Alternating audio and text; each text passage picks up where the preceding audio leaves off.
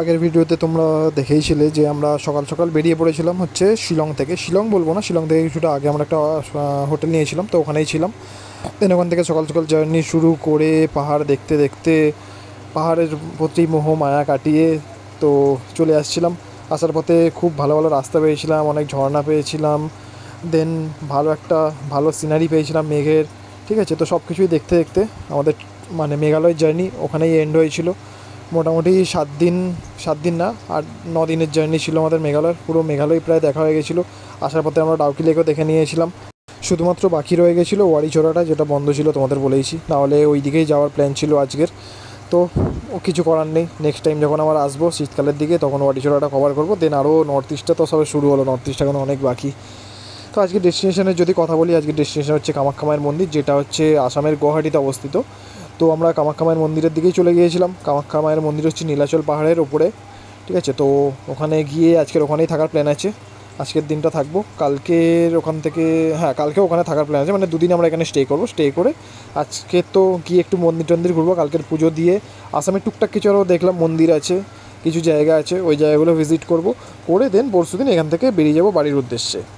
ঠিক আছে, তো এটাই আপাতত প্ল্যান। এবার আমরা মোটামুটি জার্নি তো শুরু করে দিয়েছি, পৌঁছেও গিয়েছিলাম দুপুর করে, দুপুর বলবো না, মোটামুটি 12টা 12:30 করে পৌঁছে গিয়েছিলাম। দেন ওখানে একটা হোটেল চেক ইন করে আমরা বেরিয়ে পড়েছিলাম মন্দিরের উদ্দেশ্যে।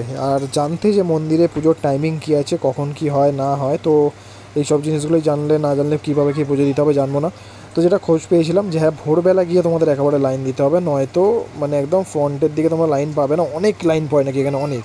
আর একটা ভিআইপি লাইন পড়ে, ওর জন্য গিয়েও তোমাকে ভোরবেলা লাইন দিতে হবে, বাট ওটার তুমি কিছুটা আগে পৌঁছাবে।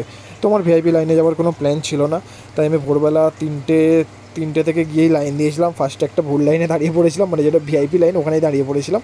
তাই জন্য ভাবলাম যে এত কম লোক কেন হঠাৎ করে। দেন তারপর আবার লোকজনকে জিজ্ঞেস করতে বললো যে না, মন্দিরের পেছন দিকের যে রাস্তাটা, ওইখান থেকে মানে মার্কেটের একদম এন্ড যেখানে, ওখান থেকে রাস্তা আছে, ওখানে লাইনটা পড়েছে। তো ওখান থেকে গিয়ে ফার্স্টে তোমাকে কুপন কাটতে হবে, কুপন কাটার পর দেন আবার তোমাকে কিছুটা লাইনে দাঁড়াতে হবে, দাঁড়ানোর পর তোমরা পুজো দিতে পারবে। চলো এই ভিডিওতে তোমাদের ওটাই দেখাবো যে আমরা পুজো দিলাম, পুজো দেওয়ার পর আরও কোথায় কোথায় ঘুরলাম, কী কী স্পট আছে, তো সব কিছুই দেখাবো তোমাদের। চলো স্টার্ট করি ভিডিও।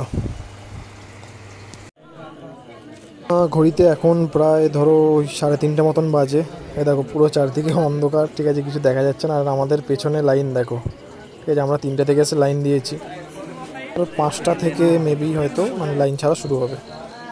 4:30 বাজে, আর এবার আস্তে আস্তে লাইন সামনের দিকে এগোচ্ছে। ঠিক আছে, কখন থেকে মানে আমাদের অনেক আগে থেকে লোক দাঁড়িয়ে আছে এখানে, প্রায় রাত্রে ধরো 12টা 1টা থেকে মেবি ওরা লাইন দিয়েছে।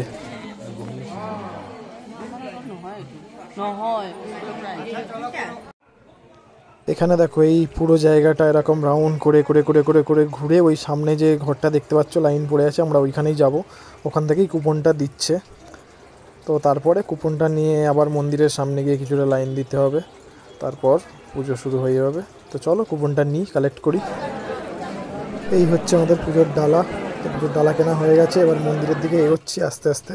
এই হচ্ছে সেই কুপন, যেটা তোমাদের প্রত্যেকজনকে দাঁড়িয়ে নিজেদেরটাই কাটতে হবে, কারণ এখানে সবার ছবি তুলে দেন প্রত্যেকটা কুপন জেনারেট হচ্ছে। এই হচ্ছে মন্দিরে যাওয়ার রাস্তায় আছি, এবার আস্তে আস্তে মন্দিরের দিকে যাই। তো ভেতরেও লাইন আছে, ঠিক আছে, বলেইছিলাম তোমাদের যে এটা ভিআইপি লাইন না, তো ভেতরেও লাইন পড়বে। মন্দিরের গেটের কাছে প্রায় চলেই এসেছি, এই যে যাচ্ছি আস্তে আস্তে এবার মন্দিরের দিকে। এখানটায় তো দেখে ফাঁকাই মনে হচ্ছে, বাট ভেতরে লাইন আছে। ঠিক আছে, এই দেখো লাইন পড়ে গেছে, খুব একটা বলবো না লাইন, বাট আছে। আর এই যে সেই কুণ্ডটা দেখা যাচ্ছে, আর ওই দেখো দূরে ওই যে মন্দির, তো ওখানেই যেতে হবে। এখন সিজন নয় বলে তাও লাইনও একটা কম আছে, না হলে যেগুলো তোমরা ফাঁকা দেখলে ওই বেঞ্চি পাতাগুলোও প্রায় ভর্তিই থাকে প্রায়। তো ঠিক আছে, অনেকটাই লাইন কম আছে। আর আলোটা ফুটে গেছে, এখন প্রায় 6:30 মতন বেজে গেছে এখনও লাইনে। আর এই দেখো একটু মন্দিরে কিছু কাজবাজ চলছে, তো আর একটু আগে গিয়ে মেবি আর ফোন এলাও না ওখানে। এই দেখো কামাখ্যা মায়ের মন্দির, ঠিক আছে, কী সুন্দর জাস্ট। এই যে লাইন এগোচ্ছে আমাদের, চলেই এসছি প্রায়। এই নিচে থেকে ঘুরেই ওই যে মন্দিরের ওই নিচে যে রাস্তাটা, ওখান থেকে ঢুকতে হবে। পুজো দিয়ে বেরিয়ে পড়েছি, মন্দিরের ভেতর ফোন এলাও না, তো মন্দিরের ভেতর তোমাদের কিছুই দেখাতে পারলাম না, বাট বাইরে দিয়ে তোমাদের মন্দিরটা দেখাচ্ছি। দেখো মানে খুব সুন্দর। এই যে এটা হচ্ছে ভোগ খাওয়ার জায়গা, আমরা পুজো দিয়ে ভোগ খেতে চলে এসেছি। ভোগ হচ্ছে তোমার 12টা থেকে দেয় এখানে। এই দেখো এই হচ্ছে ভোগ। ভোগের জন্য কোনো টাকা লাগে না, বাট তোমাদের লাইন দিয়ে দাঁড়িয়ে কুপনটা কালেক্ট করতে হবে। তো চলো খেয়ে নিই। পুজো দেওয়া তো হয়ে গেছে, এবার ভোগ খাওয়া হয়ে গেছে। এবার একটু হোটেলের দিকে যাচ্ছি, গিয়ে একটু রেস্ট নিয়ে বেরিয়ে পড়বো এখানকার কিছু সাইট সিন করতে। তো এখানে কিছু মন্দির আছে, মন্দিরগুলোই মেনলি যাব। তো এখন গিয়ে একটু রেস্ট করবো, 1 ঘন্টা একটু ঘুমিয়ে নিই, কারণ অনেক ভোরবেলা ওঠা হয়েছে। ঘড়িতে এখন বাজে প্রায় ওই 4টে মতো, আর আমরা বেরিয়ে পড়েছি একটু সাইট সিন করতে এখানে। তো প্রথমেই যাবো হচ্ছে ভীমাশঙ্কর মন্দিরে। আর এই মন্দিরের ব্যাপারে বলে রাখি, এই মানে ভীমাশঙ্কর মন্দির হচ্ছে জ্যোতির্লিঙ্গের মধ্যে একটা। তো এটা মেনলি হচ্ছে মহারাষ্ট্রে, বাট এখানে যে মন্দিরটা আছে ওটাকেও এখানকার লোক মানে সেই জ্যোতির্লিঙ্গর সঙ্গে তুলনা করে ওই মাহাত্ম্য দিয়েই পুজো করে। তো এই মন্দিরটাই যাব। আর একটা বালাজি মন্দির আছে, তো এই দুটোই আজকে স্পট। দেন এসে কামাখ্যা মন্দিরের সামনেই আরও 2-3খানা মতন মন্দির আছে, তো দেখবো যদি বন্ধ না হয়ে যায়, কারণ বেরোতে একটু লেট হয়ে গেছিলো। 1 ঘন্টা ঘুমাতে বলে বলেছিলাম, সেখানে 2 ঘন্টা ঘুমিয়ে পড়েছিলাম। তো চলো তাড়াতাড়ি যাই। ওইটা আপাতত দেখলাম খোলা আছে 6টা অবধি, তো আশা করি পৌঁছে যাবো। এখান থেকে বেশি দূর না, ওই 5-6 কিলোমিটার মতন, ঠিক আছে, ভীমাশঙ্করটা। দেন আসার পথে বালাজি পড়বে, তারপর আবার রিটার্ন করবো কামাখ্যায়। তো চলো তাড়াতাড়ি একটু গাড়ি চালিয়ে এগোই, দেন দেখাচ্ছি তোমাদের মানে কী কী আছে। চলে এসেছি আমরা মন্দিরের কাছে। তো এখান থেকে ডান দিকের রাস্তাটাই মন্দির, এই দেখো লেখা আছে এখানে যে ভীমশঙ্কর জ্যোতির্লিঙ্গ। তো এই রাস্তাটাতে সোজা চলে যেতে হবে, দেন মন্দির পড়বে। পৌঁছে গেছি, আর এই হচ্ছে সামনে মন্দিরের গেট। আর আমরা এখন পার্কিংয়ে আছি। তো এখানে ফ্রিতেই তোমরা বাইক রাখতে পারো, কোনো অসুবিধা নেই। এই হচ্ছে মন্দিরের গেট, এখানে কত সন্ন্যাসী বসেছে গেটের সামনে। এটা মানে কিছু একটা হবে, যেটা আমি জানি না। কত ঘন্টা চলছে দেখো এখানে। তো এই সিঁড়ি দিয়ে নামছে নিচে, ঠিক আছে, এই সিঁড়ির নিচে ওই দেখো পুরো যে এরিয়াটা দেখা যাচ্ছে ওটাই মেবি। তো চলো যাই আমিও। তো এই হচ্ছে মন্দির, এখানে দেখো সব পুজো দিয়েছে। এখানে জ্যোতির্লিঙ্গ মানে দ্বাদশ জ্যোতির্লিঙ্গের পুরো ছবিগুলো দেওয়া আছে। আর ওই যে হলুদ কালারের যে প্লাস্টিক খাটানো আছে ওর নিচেই মন্দিরটা।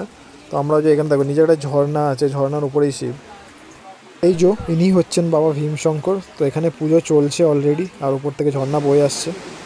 আর এখানকার এনভায়রনমেন্টটা দেখো কি সুন্দর, জাস্ট মানে এই ঝর্ণাটাই এসছে, ঝর্ণার মধ্যেই শিব ঠাকুর যেটা উনি আছেন, আর ওইদিকে অনেক শিব ঠাকুর আছে। এই দেখো এই জায়গাটার কথাই তোমাদের বলছিলাম, এখানে প্রচুর ছোটো ছোটো শিবলিঙ্গ আছে। মেবি মানসিকের জন্য বা কিছুর জন্য লোক এখানে দিয়ে গেছে, আমি ঠিক জানি না। বাট প্রচুর এই পুরো যে ছাউনিটা আছে, এই ছাউনিটা পুরো জুড়ে শিবলিঙ্গ। এই দেখো পুরো জঙ্গলের মাঝখানে পুরো মন্দিরটা, আর নদী। জায়গাটা পুরো জঙ্গলের মিডিলে একদম, মানে উপর থেকে অতটা দেখা যাচ্ছিল না, বাট এখানে প্রচুর বড় এরিয়া। চলো একটু নদীর দিকে যাই। এটা একটা ছোট্ট নদী, জাস্ট বয়ে চলেছে। এর জলটাই পুরো বাবাকে ধুয়ে দিচ্ছে সবসময়। তো ওই যে উপর থেকে নদীর জলটা নিচে চলে আসছে। এখানটায় পুরো বাঁশ দিয়ে ঘেরা আছে, আর খুব বেশি জল নেই নদীতে, হয়তো বর্ষাকালে থাকে। ভীমশঙ্করজিকে তো দেখা হয়ে গেছে, তো চলো এবার বেরোই বালাজি মন্দিরের দিকে। চলে এসেছি বালাজি মন্দিরে, আর এখানকার এনভায়রনমেন্ট দেখো জাস্ট কি সুন্দর। এই গার্ডেনটা মানে কি ভালোভাবে মেনটেন করা। আমি বালাজি মন্দির অনেক জায়গায় আছে, আমাদের কলকাতাতেও আছে, ওখানেও গিয়েছি। সত্যি সবকটা বালাজি মন্দির খুবই সুন্দর।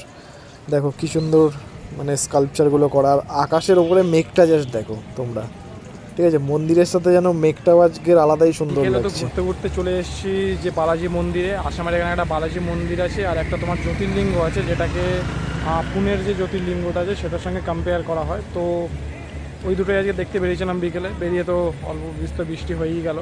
তো যেখানে এসেছি দেখো,